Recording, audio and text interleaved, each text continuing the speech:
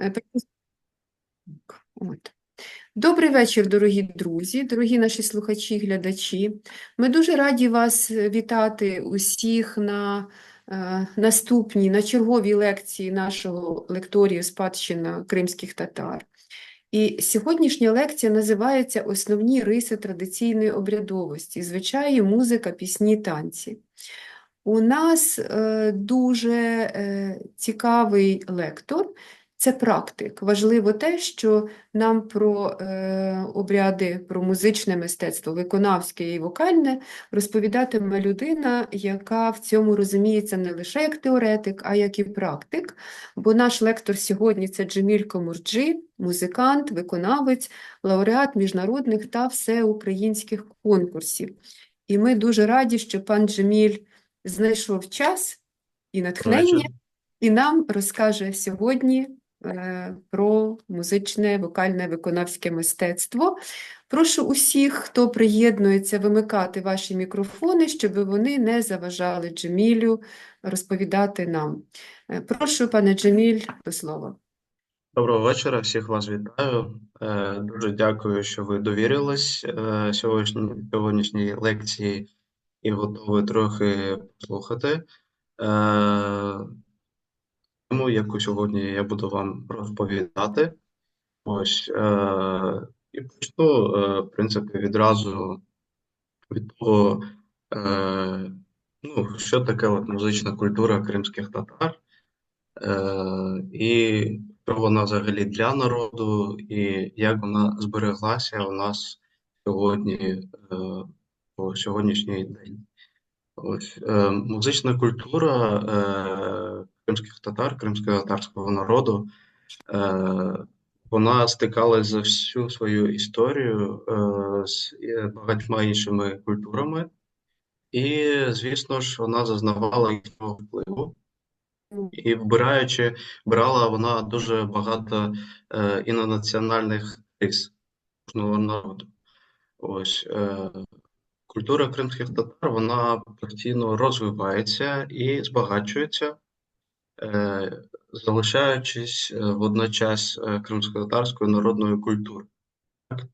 Що у нас така народна культура? Те, що народ це сприйняв, народ відчуває, що це для нього близьке по душі. Ось, і тоді ми можемо назвати це народною культурою.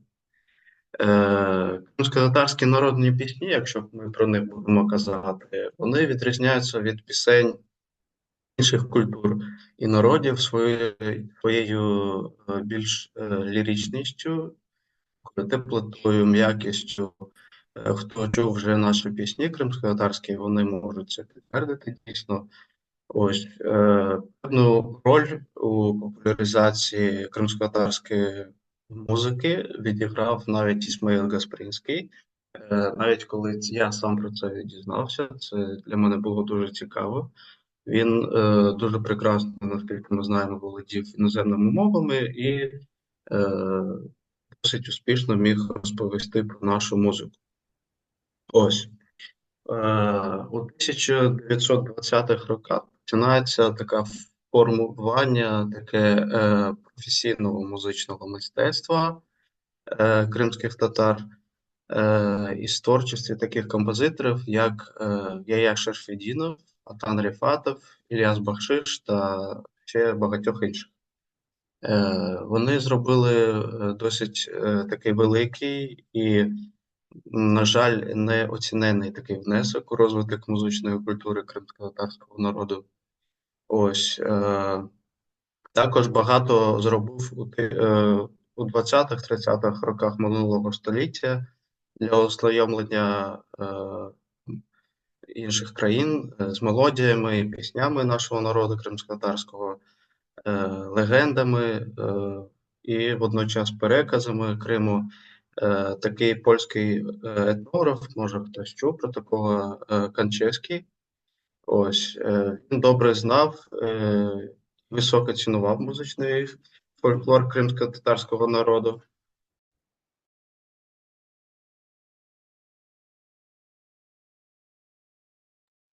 Джеміль, ми вас не чуємо, щось трапилося з вашим Зараз, мікрофоном. секунду. Так. Ні, знову вимкнувся. Ми вас не чуємо і не бачимо чомусь. Перепрошуємо наших гостей. Якісь технічні труднощі у Джеміля. Зараз він повернеться до нас. Вибачте, сьогодні щось трошки перебої з Так, інтернетом. все гаразд, Да, дякую. да. Тобто, якщо казати про Кончевського, він польський етнограф, він цінував наш фольклор, фольклор кримських татар, і навіть ним було видано збірку пісень назвою Пісні Криму. До неї увійшли 25 пісень з нотами і словами кримсько-татарської. Багато з них були записані в південній частині Криму, а кілька пісень були написані в більш типових районах Криму, так скажемо. Ось народні пісні та інструментальна музика кримських татар, якщо так будемо казати. Ось музична культура взагалі кримських татар характеризується такою різноманітністю місцевих стилів. Ось народні пісні та інструментальна музика степової частини Криму, вона достатньо помітно відрізняється від фольклору гірських і південнобережних кримських татар.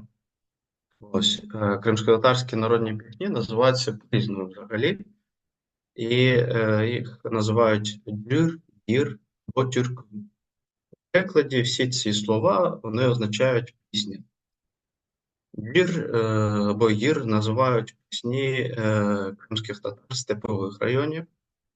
Ось, здебільшого вони не складні за своєю формою та за змістом. А тюрки говорять жителі більш південнобережних і підгірних районів. Вони складніші за формою, ці пісні, вони більш такі розпеті, да, орнаментовані. І дійсно є відрізняні, ну, можна відрізнити, і якщо навіть в інтернеті можна послухати степові пісні кримських татар, це більш всього у нас виконував відомий татарський співак, музикант Ілля Росманов. Є така, да, «Нога й Бітлера», може хтось чув. Ось, можете послухати. І, звісно, пісні південної частини Криму, да, ми можемо послухати в інтернеті і, в принципі, зрівняти це. Але я так скажу, в принципі, музика, колорит, він все одно залишається таким народним, і це все, скажімо так, одна кримськотатарська музика. Так? Ось, значить, у кримських татар ще є хорові пісні, мало хто про це знає. Ось, але ну, вони дуже рідко зустрічаються насправді. І всі вони одноголосні. Якщо у нас, припустимо, послухаємо інші хори, там більш намагаються співати в декілька голосів, розпіваючи, да? А у нас хори вони співали більш одноголосні пісні. Ось, і ці хорові пісні вони зазвичай пов'язані з весільними обрядами. Ось, як приклад, я можу навести такі пісні, як Айдаглар, це в перекладі Ай гори, чи такі хорові пісні, як Харасунун Бьорт Кошесе, Чотири кути Харасу Базар. Харасу Базар, якщо хто не знає, це в перекладі місто Білогорськ. Є таке місто в Криму. Ось. І ще така пісня є хорова сєн ойнасан яраша. Красиво танцюєш в перекладі на українську мову. І ця пісня вона виконується під танець. Саме от красиво танцюєш, сєн ойнасан яраша виконується під танець. От. Значить, можна розповісти ще про народні жанри своєрідні такі. До них можна віднести такий жанр тинлар. кажуть, це пісні більш імпровізаційного характеру, типу українських коломийок, якщо хтось чув, є схожості. Також є такий легкий, уповільнений танцювальні мелодії, те, що називають. Якщо представляти хорові музичні уривки, їх виконували на весіллях, урочистостях і колективних таких роботах. Також коли в таких колективних роботах виконували таку музику, талака називається. Якщо перекладати, теж лока, якщо хтось чув, тобто на гуляннях молоді виконувалось зараз згадати. На гуляннях молоді були свої така мелодія, називалась «Апепене», де молоді люди показували свою завзятість і танцювальне мистецтво. Зараз перенесемо з вами більш так підгірний Крим, і це такий регіон, де більше так представлено і найповніше представлено багатство і різноманітність кримськотатарської народної музики. Навіть у палацах і резиденціях хана, маєтках беїв і мурс жили і творили поети, співаки і музиканти. Може, хтось про це не знав. І виконавці та автори не тільки Криму, але і прилеглих і підвладних на той час територій, та й країн Європи. Тобто приїжджали музиканти, і люди пов'язані з культурою, і виступали, творили. І тому національна музика цього передгірного Криму, вона більш така багата і більш різноманітна, да? І вона трошки відрізняється, як я вже казав, від інших. Якщо казати про варіації цих мелодій, то вона складається з різних варіацій. Називаються таксіми, пешрафи, türkü, хайтарма. Хайтарма, як ми знаємо, це танцювальні мелодії. Потім є долу, це застільні мелодії. Потім пелін авасы, мелодії пов'язані з весільними обрядами. І таксім він виконується соло і тільки перед частиною пешраф іншими мелодіями. Сьогодні я вам можу увімкнути, ви можете послухати трошки частинку таксіми пешраф. І може навіть багато з нашого кримськотатарського народу, будучи на весіллях чи різних урочистостях, слухають цю музику, навіть собі можуть не уявляти, що зараз звучить таксім і пешраф. І пешраф, таксім у поєднанні з пешрафом виконується перед початком весілля, урочистості і гулянь. Зараз я хочу вам трошки продемонструвати це, якщо у нас вийде, секунду. Так. Так, я вам зараз вмикаю, і це у нас буде, здається, я вірно включив. Так, таксіми пешраф. Слухаємо.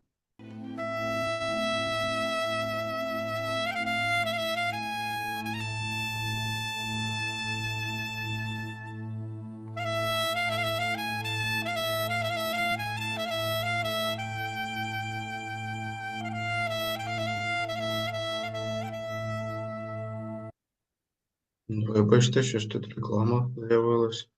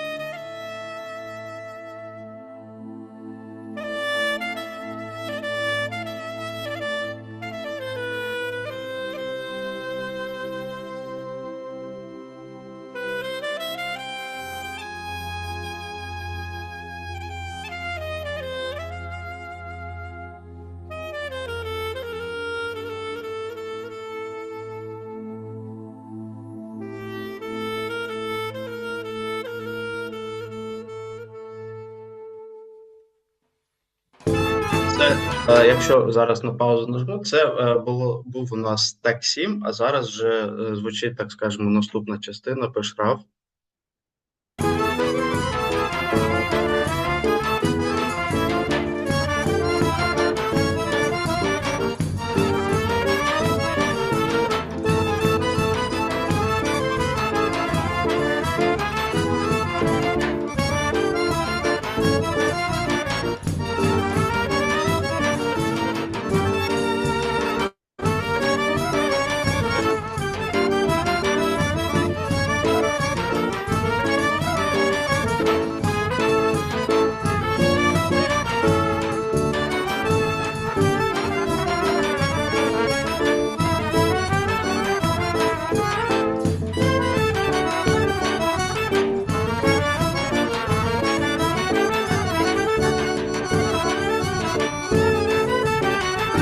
Ось така музика, вона досить красива, колоритна, скажімо так, і це виконується професійними кримськотатарськими музикантами.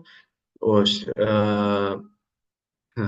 Далі хочу вам розказати, сказати там пару слів про стародавній національний танець кримських татар. Багато хто про нього чув, це хай-тарма.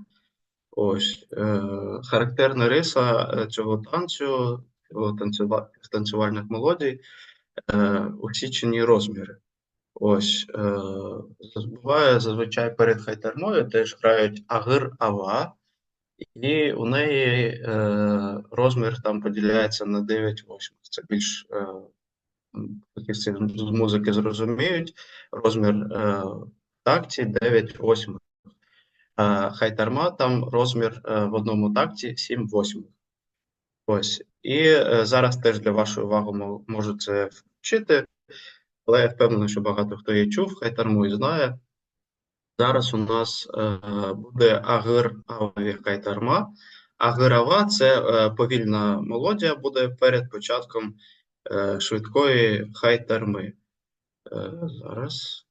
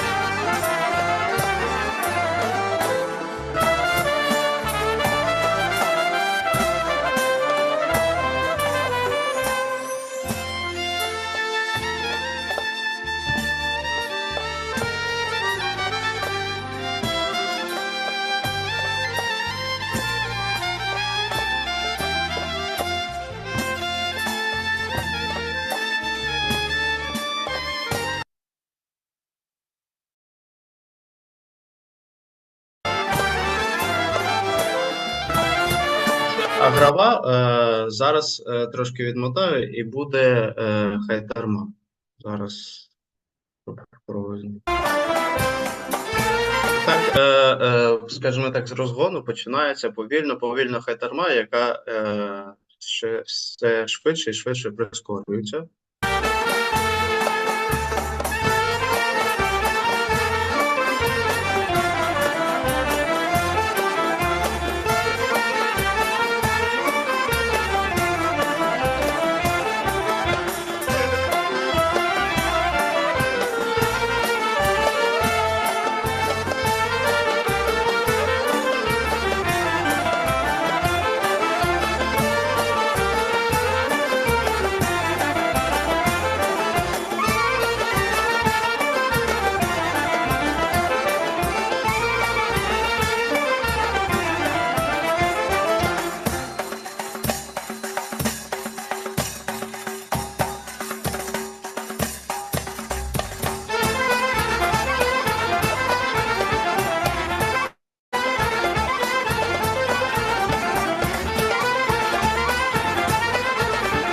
Це агравайві хайтарма.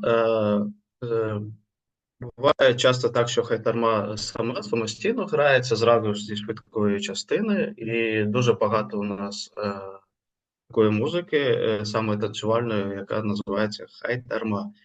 Зараз хочу для зрівняння, от якщо ми будемо казати про вплив тих чи інших народів на і на кримськотатарську музику, і не тільки на нашу музику, якщо будемо казати, може і наша музика так скажемо, сприяла розвитку інших народів.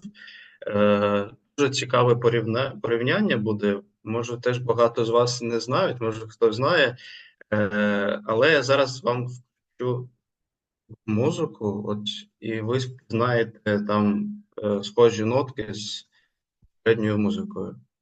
Комусь?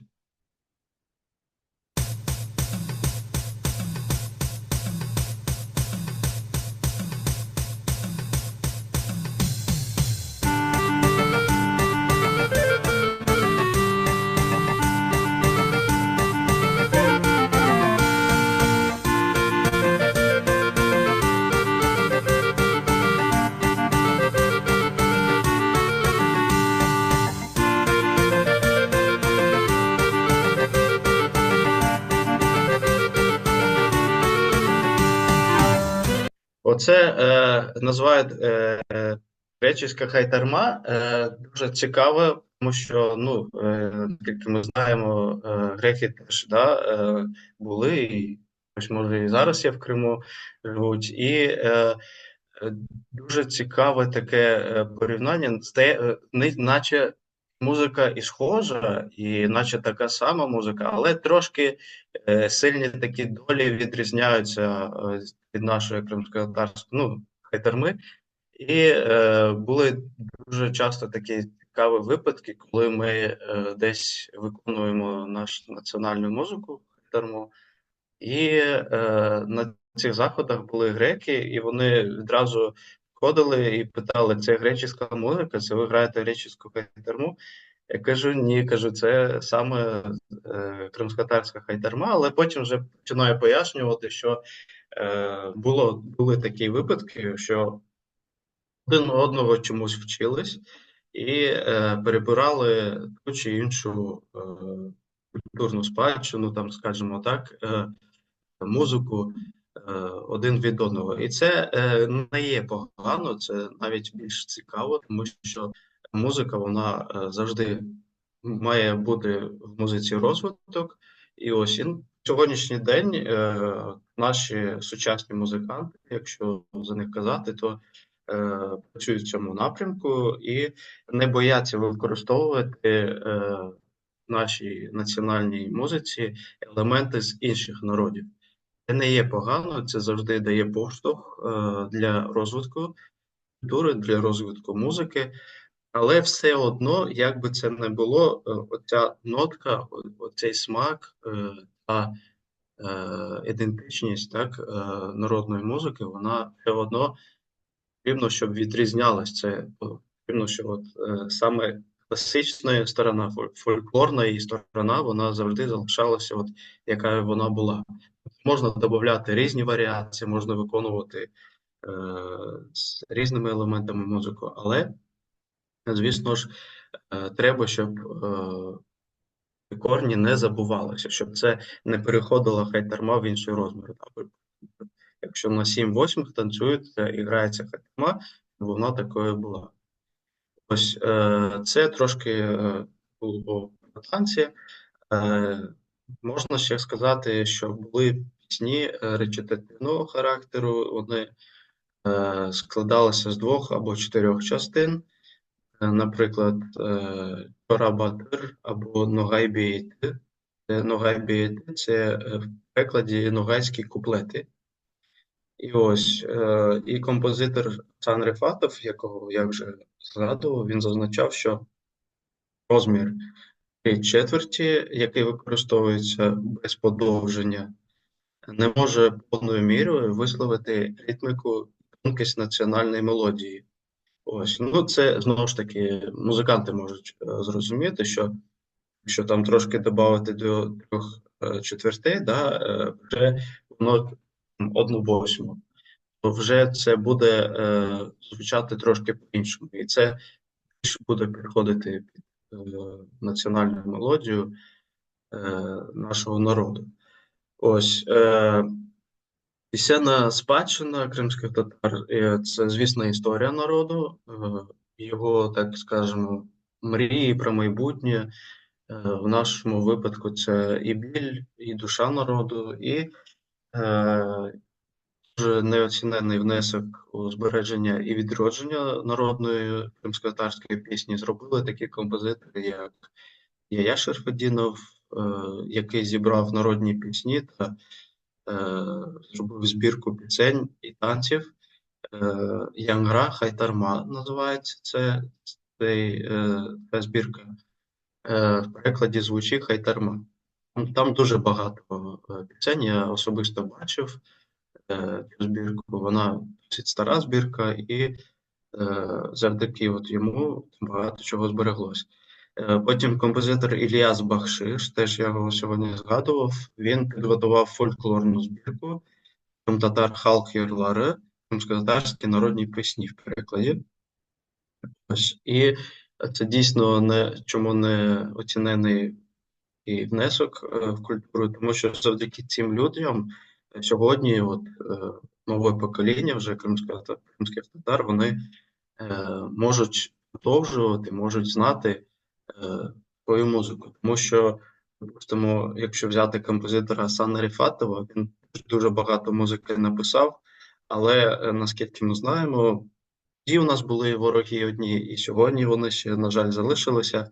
Вони повністю знищили всю його творчість Асана Ріфатова. І було б цікаво, звісно, зараз послухати його музику, якою б вона була. Ось. Потім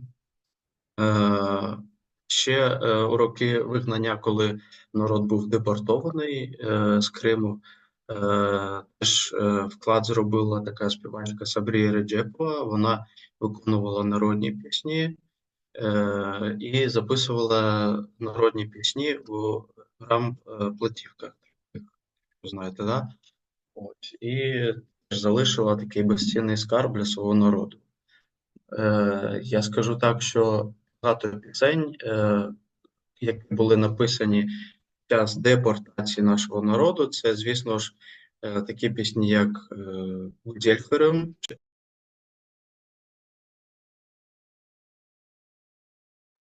Джеміль, зник звук і зображення пропало. Будь ласка, поверніться до нас.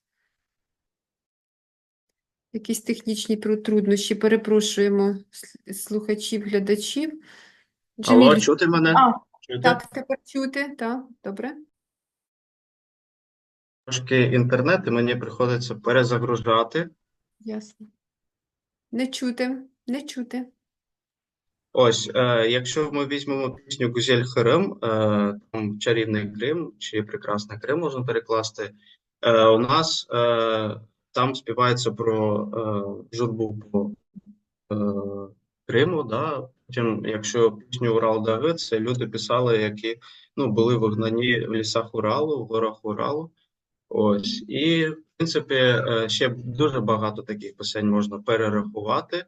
І якщо звернутися саме до такої тематики, то забороняли людям співати пісні у вигнанні, тому що навіть я чув, такі випадки були, що на весіллях, коли люди хотіли виконувати народні пісні про Крим, про Батьківщину, на якомусь весіллі обов'язково була людина від тодішньої КГБ, яка могла прийти і здати, сказати, що от там, в принципі, звучить така пісня, вони там сумують за свою батьківщину, і це насправді дуже сумно, тому що якби от ці люди, які музиканти, навіть звичайні, так скажемо, музиканти, які грали на весіллях, да, весільні музиканти, теж зробили дуже великий внесок в те, що багато музики, пісень і танців насправді збереглися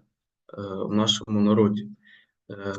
І Звісно ж, зараз у нас можна сказати, що є вже професійні також композитори, сучасні композитори. Я трохи можу про них казати. Це така композитор Ельвіра Емір.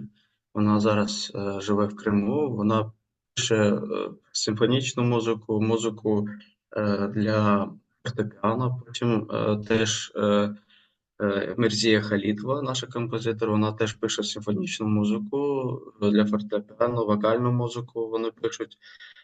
Джеміль Каріков, багато хто з вас чув, знає про нього. Теж у нього навіть виходили збірки такі е, інструментальної музики ханського періоду, потім вокальні там збірки виходили у Джеміля Карікова.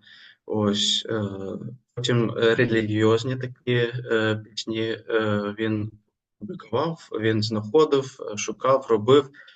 Теж дуже великий вклад зробив на сьогоднішній день як сучасний композитор в нашу культуру. Звісно ж, Усієн Бекіров, який пише дуже багато музики і робить дуже цікаве аранжування на обробки на нашу музику, джазову саме обробку на нашу татарську музику.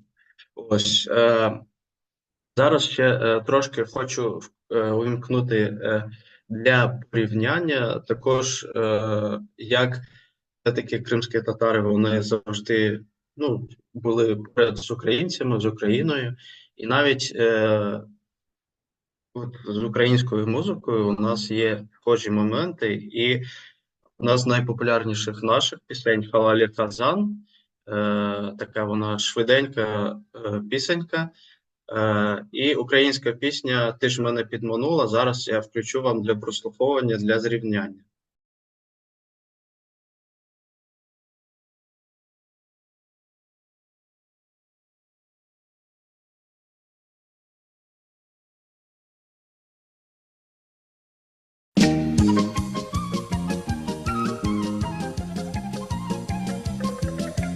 Kalalı kazan içinde kaz balası, kalalı kazan içinde kaz balası.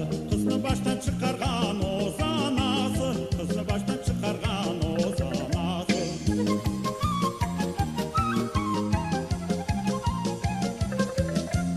Kalalı kazan içinde kaz etimiz, kalalı kazan içinde kaz etimiz. Toyda cinda oynagan adetimiz, toyda cinda oynagan adetimiz.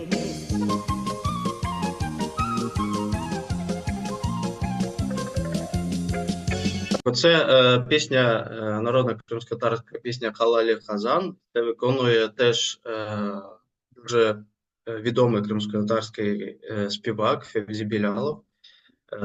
На жаль, вже його з нами немає, але він теж один з тих людей, так, творчих людей, які, завдяки яким збереглася наша культура також, і культура музики, пісень, також танців. Зараз я включу «Підманула», «Ти ж мене підманула», і просто для зрівняння ви послухаєте, є схожі моменти. От.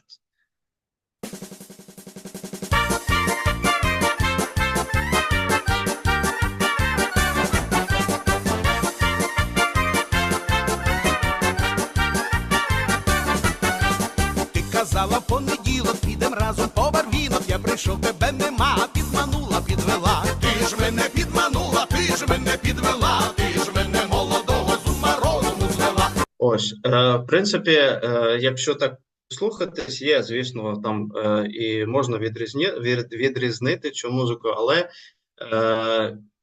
я навіть іноді, коли вже почав навчатись в Києві, тому що я коли в Криму жив, багато української музики не чув, але вже саме коли почав навчатись в Києві, я почав слухати саме українську музику, яку слухають на заході України, і теж я почув такі дуже схожі ноти от з нашою музикою, тому що там от весільні обрядові такі пісні, музика, танці чимось теж от мені щось вони були дуже схожими. Я теж слухав і зрівнював це. Ось можна дуже сміливо сказати, що і з українським народом у нас пов'язана культура, звісно, вона відрізняється, але нотки такі схожі можемо знайти. Вже підсумовуючи сьогоднішню лекцію, хочу трошки сказати, що дійсно культура, фольклор, пісні, танці будь-якого народу це, звісно, це історія народу. І якщо ми будемо пам'ятати, передавати майбутнім поколінням цю історію, да, звісно, культура і пісні, танці, музика, вона буде зберігатись, і про неї всі будуть знати. Тому що якщо є культура, якщо є фольклор, ну, будь-який народ, можна сказати, він непереможний, тому що завдяки цьому ми зберігаємось. І я думаю, що ще в майбутньому дуже багато пісень, дуже багато музики буде написано саме для народу, щоб народ радів, і все було у нас добре. Якщо є якісь питання, можете питати, я як Дуже зможу. дякую. Так, зможете, Джамілі. Ми вам дуже дякуємо за лекцію, за цікаву інформацію, за фрагменти, які ми змогли прослухати і побачити, за порівняння цікаві. І я бачу, що у нас вже є підняті руки питання. Пані Марія Кушнарьова, прошу. Добрий день, пане Джамілі. Я вам справді дуже дякую за лекцію. Прекрасна лекція. В мене кілька питань. Я думаю, може, я сподіваюся, що я можу собі дозволити. Перше питання. Скажіть, будь ласка, наскільки характерною для кримсько-татарської традиції є, от ви сказали, що є хоровий спів. Яка традиція більш характерна, якщо можна так сказати, чоловічого співу, жіночого співу, чи, можливо, змішаного співу? Знаєте, більше у нас Джеміль, не чуємо вас. Зараз перепрошуємо, зараз Джеміль під'єднається до нас, у нього якісь труднощі з інтернетом. Вибачте, я знову перевантажу. Дивіться, з приводу цього у нас більш змішаний, тому що, я так скажу, якщо навіть подивитись по виступам наших ансамблів сучасних, можна в Ютубі знайти, це ансамбль Херем, потім ансамбль Хайтарма. Там зустрічаються такі випадки, коли ансамблі співають, так великих хорів у нас немає. Ось, і більш змішані випадки виконання хорових пісень. Саме окремо чоловічого, окремо жіночого хору, ну, я до свого віку не зустрічав поки що. Тобто А в взагалі, театрі- от, спів взагалі, от чоловічий чи жіночий, є і та, і інша традиція, так? Правильно я розумію? Ну, якщо Чи сольний звернутись спів?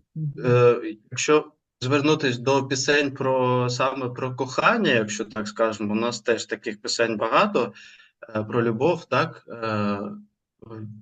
то да, це може відрізняти, що там чоловік тому співає для дівчини. Але не буде неправильним, якщо просто дівчина цю іншу народну пісню може просто виконати. Є таке. Добре, Але я вам прям так- дякую. Бар'єрів таких немає, що от це тільки чоловіча пісня, знаєте, тобто, ну, по крайній мірі, я такого не зустрічав. Добре, а ще таке питання. А скажіть, будь ласка, а які інструменти музичні, я маю на увазі віддавна, були характерні для кримсько-татарської музики народної? Угу.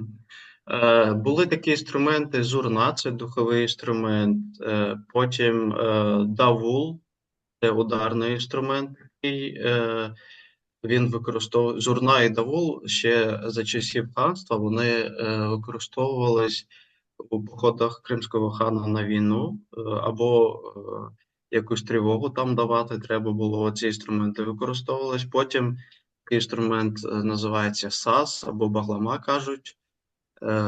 Потім сантир, саз, манча – це струнні інструменти. Ось, і вони, на жаль, на певний час були забуті, але зараз вже є така тенденція, що молодь згадує ці інструменти і використовує в сучасних піснях ці наші інструменти. Потім, звісно, з Європи перейшли такі інструменти, і вони теж у нас стали народними. Це всім відома скрипка, кларнет. Звісно ж, в нашому народі і почесне місце зайняв і акордеон, тому що от зараз не можна уявити весілля, припустимо, без акордеону чи труби. Да?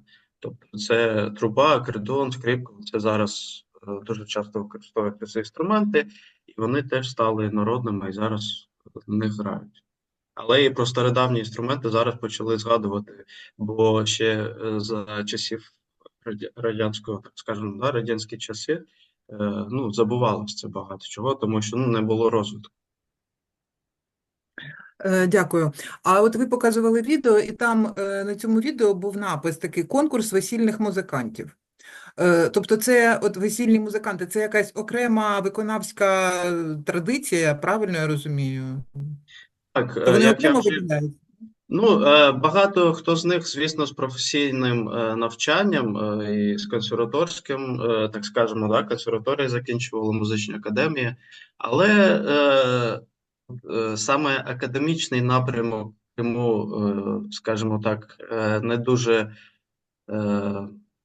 ну, може, я неправильно скажу, звісно, ну, трошки не так розвивається, не так сприймається академічний напрямок, і люди, вони шукають спосіб для заробітку грошей і, звісно, грають на весіллях. І у них це дуже чудово виходить, і, в принципі, у нас дуже багато музикантів в Криму, і вони іноді роблять такі, ну, скажімо так, конкурси між собою, просто обмін досвідом, пограти для глядача, щоб люди почули і знали, що є такі ансамблі, вони виконують нашу музику.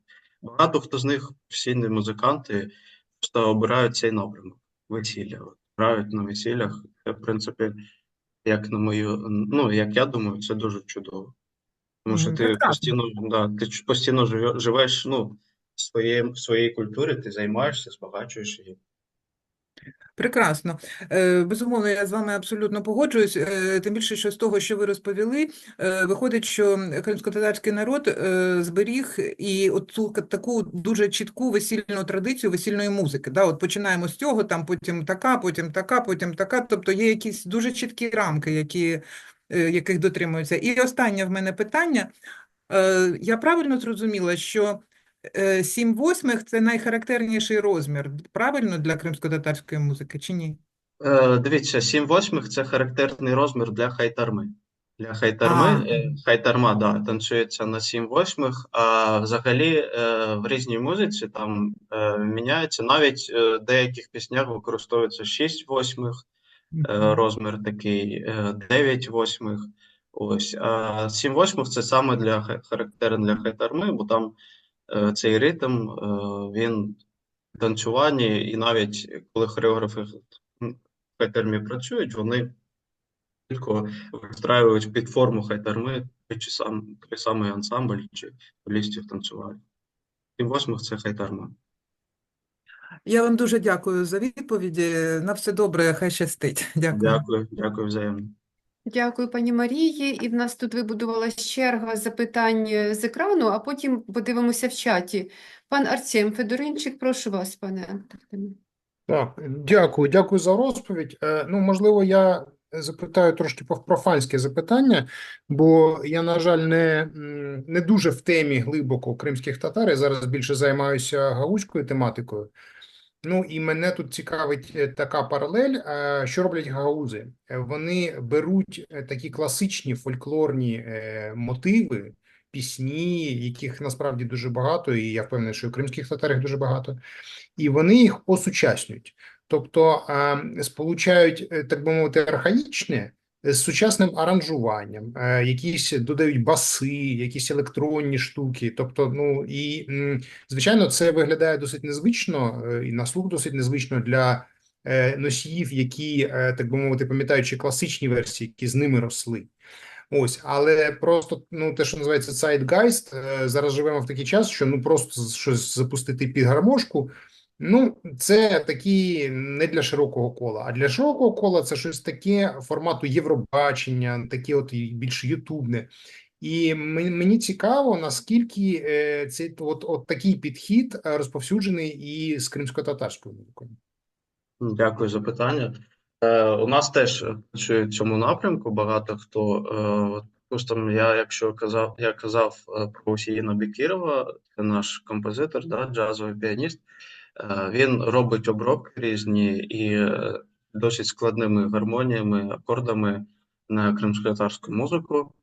Чим, звісно ж, ну, весільні музиканти, вони більш осучаснюють зараз музику, додають більші, скажімо, більш цікавіші акорди, щоб гармонія вона більш цікаво звучала. Припустимо, не тільки там, щоб в 3 акордах пісня гралась, да, а більш осучаснювати. Тоді це буде звучати цікавіше. І, звісно, зараз знімають багато кліпів, роблять обробки на пісні. Цим теж дуже це популярно стало в останній час. Я б навіть сказав, що останні, може, 5-7 років вже такий попит пішов на таку музику, щоб вона більш була там, знаєте, осучаснена.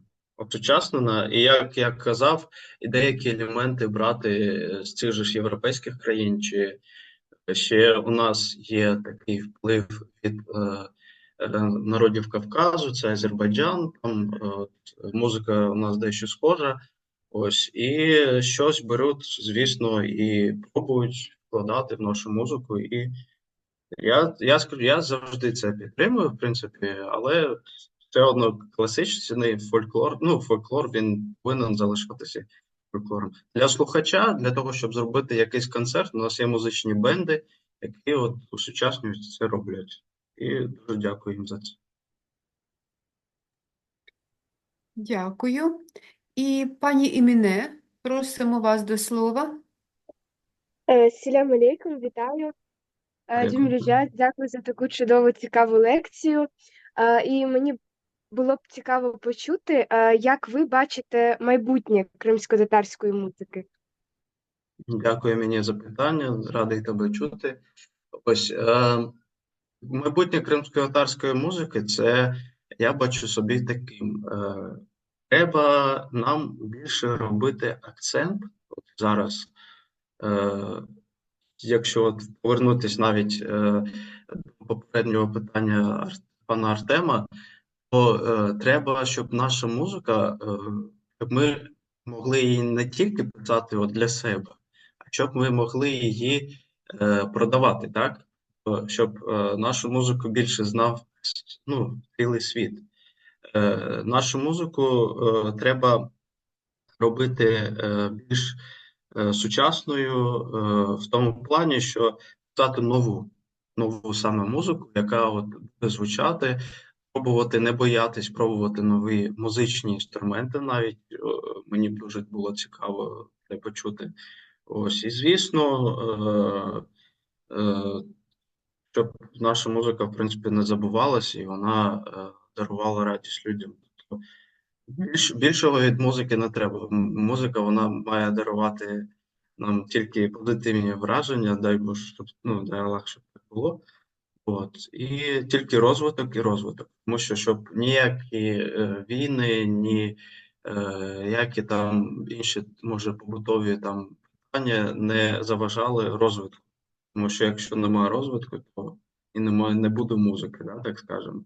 Більше у нас було професійних музикантів і співаків, які будуть прославляти. От як я бачу, що от молоді люди, щоб вони більше розповідали і більше робили для цього, щоб наша музика була цікава. Я сподіваюся, що Дякую. трошки відповів на твоє питання. Дякую. Ви знаєте, я тут перед тим, як перейти до питань до чату, я хочу сказати висловити, яка неймовірна радість була у публіки, коли ми бували на концертах Енвера Ізмайлова, до прикладу. Адже він поєднував, ну, наскільки ми можемо судити взагалі про автентичність його та мелодії, от саме стосовно народної музики, але він поєднував автентичні мелодії, як говорилося, із джазовими інтерпретаціями, та, от, і це було щось неймовірне. І це завжди захват і радість величезної аудиторії, і Да. інтерес, і Я от, повага. на жаль, забув про нього сказати, я дуже хотів, але це дійсно, саме такий напрямок, це дуже унікальний, так скажемо, напрямок, в якому Енвер Ізмайлов працював і працює. Це, ну, мені дуже подобається. Це такий професіоналізм дуже такий високого рівня. Так, найвищого Так, рівня так, так. бажаємо, щоб таких було якомога більше. І, до речі, з цим от професіоналізмом високим, з ним пов'язане питання, яке Бекір Аблаєв поставив. Чи є наразі музиканти, які грають на традиційних інструментах, і хто цьому навчає? Бо від того, хто навчає і хто навчається, теж залежить уже потім далі пізніше оцей от рівень професіоналізму. Хто є і де можна навчитися грі на традиційних інструментах? Розкажіть нам. Дуже цікаве питання. Дивіться, більше за цим питанням займався і, скажімо так, займається це Джеміль Каріков, наш композитор, музикант, та, відомий. Він володіє багатьма традиційними інструментами кримського татарського народу, так скажімо, людина-оркестр, да, можна назвати.